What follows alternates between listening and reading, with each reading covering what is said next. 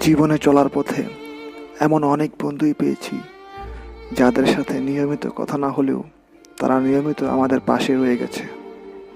আবার এমন কিছু বন্ধুও পেয়েছি যাদের সাথে আমি যোগাযোগ রাখতে চাইলেও তারা আমার নিয়মিতভাবেই এড়িয়ে গেছে। কেউ খারাপ সময়ে পাশে থেকেছে, আবার কেউ খারাপ সময় উপহার হিসেবে দিয়েছে। কেউ ভরসার হাত এগিয়ে দিয়েছে, তো কেউ বিশ্বাস ভেঙেছে। কেউ আমার ভালোর জন্য মিথ্যা বলেছে, তো কেউ আমাকেই মিথ্যাবাদী বানিয়েছে।